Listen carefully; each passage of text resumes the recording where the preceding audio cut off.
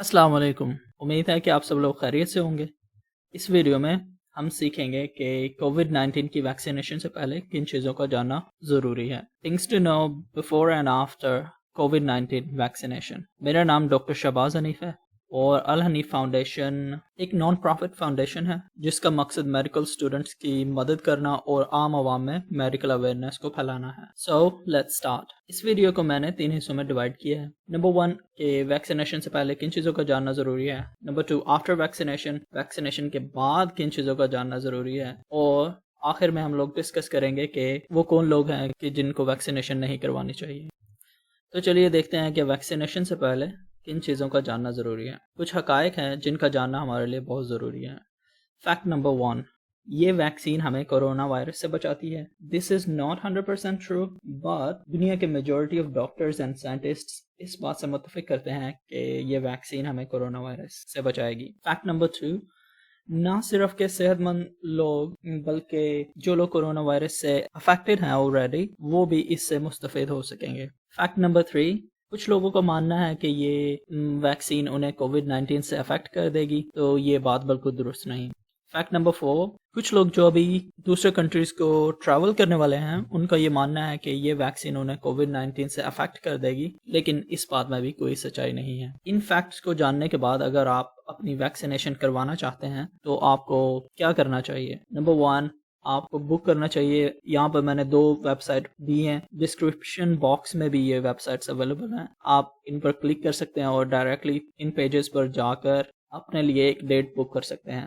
اوپر والی web site جو ہے وہ ہیلتھ پریکٹیشنرز کے لیے ہے، میڈیکل ہیلتھ ورکرز کے لیے ہے، اور نیچے والی ویب سائٹ ہے جو عام لوگوں کے لیے ہے جن کی عمر مور دین 60 ہے۔ آفٹر سکسیسفل بکنگ، جب آپ ویکسینیشن کے لیے جائیں تو جانے سے پہلے کچھ کھانا نہ بھولیں۔ آپ سویٹس یا کچھ کھانا کھا سکتے ہیں، do not go empty stomach. اس کے ساتھ ساتھ اپنا ID کارڈ اور پن کوڈ بھی لے جانا نہ بھولیں۔ ویکسینیشن سینٹر جانے سے پہلے اور وہاں پہنچنے کے بعد SOPs کا پراپر خیال رکھیں، اپنے ہاتھ بار بار دھوئیں، ماسک پہنیں اور 6 فیٹ کا ڈسٹینس برقرار رکھیں۔ ویکسینیشن سے پہلے بھی آپ کو انتظار کرنا پڑ سکتا ہے، ڈپینڈنگ اپون آپ سے پہلے کتنے لوگ ہیں وہاں پر، اور ویکسینیشن کے بعد آپ کو پھر سے 20 سے 30 منٹ وہاں پر ویٹ کرنا پڑے گا، کہ ویکسینیشن سینٹر میں جہاں پر آپ جا رہے ہیں۔ جو اپنا پلان ہے وہ اس کے اکارڈنگ بنائیں، یہ نہ ہو کہ آپ جسٹ یہ سوچیں کہ میں بس ویکسینیشن لگواؤں گا اور واپس آ جاؤں گا۔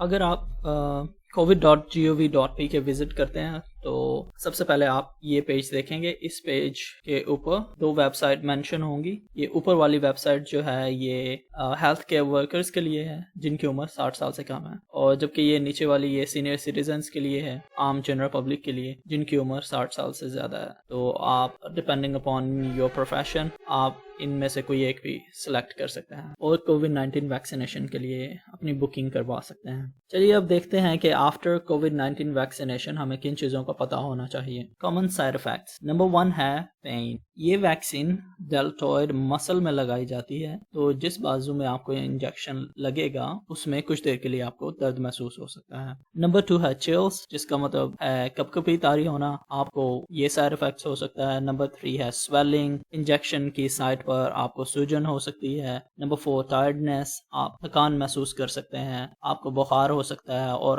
آپ کو ہیڈ ایک کی شکایت بھی ہو سکتی ہے۔ یہ ہیں جو موسٹ کامن سائیڈ افیکٹس ہیں، لیکن ان سائیڈ افیکٹس کا مطلب یہ نہیں کہ ویکسینیشن میں کوئی مسئلہ ہے۔ یہ سائیڈ افیکٹس نارملی ہوتے ہیں جب ہمارے جسم میں کوئی فورن سبسٹانس جاتا ہے تو ہماری امیونٹی، جو سیلز ہماری امیونٹی کو مینٹین کرتے ہیں، وہ فورن سبسٹانس سے جب فائٹ کرتے ہیں، جو اس کے اگینسٹ کام کرتے ہیں، تب ہمیں یہ کامن سائیڈ افیکٹس فیل ہوتے ہیں۔ So it's a normal phenomenon. ان سائیڈ افیکٹس کو کم کرنے کے لیے یا ٹریٹ کرنے کے لیے آپ کچھ میجرز اپنا سکتے ہیں، جیسے کہ over the counter medicine. Over the counter medicine کا مطلب یہ ہے کہ وہ میڈیسن جو آپ کو بغیر پریسکرپشن کے کسی بھی فارمیسی یا ڈرگ سٹور سے مل سکیں، جو میڈیسن جیسے کہ پیراسیٹامول، آئیبوپروفین ایٹسیٹرا۔ لیکن ان میڈیسن کو لینے سے پہلے ایک بار اپنے ڈاکٹر سے ضرور رجوع کر لیں۔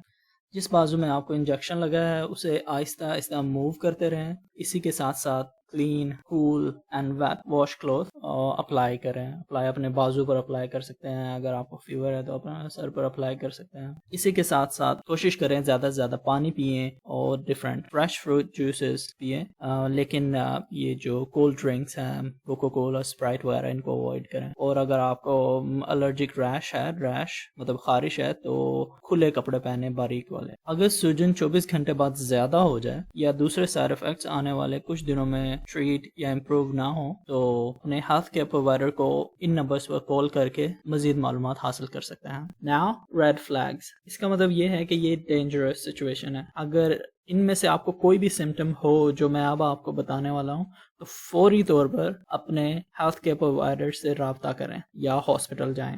نمبر 1, اگر آپ کو سانس لینے میں دشواری پیش ہو رہی ہے تو فوری طور پر ہاسپٹل جائیں یا اپنے ہیلتھ کیئر پرووائڈر سے رابطہ کریں. نمبر 2, گردن یا منہ پر بہت زیادہ سوجن ہو. نمبر 3, آپ کا دل بہت تیزی سے دھڑک رہا ہو یا آپ کو چکر آ رہے ہوں یا آپ کو غنودگی کی کیفیت ہو تو ان سچویشنز میں فوری طور پر ہیلتھ کیئر پرووائڈر سے رابطہ کریں, ہاسپٹل جائیں یا ڈاکٹر سے کانٹیکٹ کریں فوری طور پر. اس کے بعد کچھ پریکاشنز ہیں جو ہم ڈسکس کریں گے. After first shot remember to get another shot, because اس ویکسینیشن کی 2 شاٹس ہوتی ہیں, 2 ڈوز ہوتی ہیں. ایک پہلے دن دی جاتی ہے اور دوسری 21 دن بعد دی جاتی ہے. ایک اور ویکسینیشن ہے جس کو پہلی ڈوز لینے کے بعد 28 دن بعد دی جاتی ہے. تو ڈپینڈنگ اپون کہ آپ کون سی ویکسینیشن لگوا رہے ہیں اسی حساب سے وہ نرس یا ڈاکٹر آپ کو بتائے گی کہ آپ کو کتنے دن بعد سیکنڈ ڈوز لینی ہے. اور ہمیں 2 ڈوزز اس لیے دی جاتی ہیں کہ جیسا کہ آپ کو پتا ہے کہ امیونٹی ڈیولپ ہونے میں ٹائم لگتا ہے. تو پہلی ڈوز کے بعد امیونٹی ڈیولپ ہونے میں کچھ ٹائم لگتا ہے اور 21 اور 28 دن بعد جب ہمیں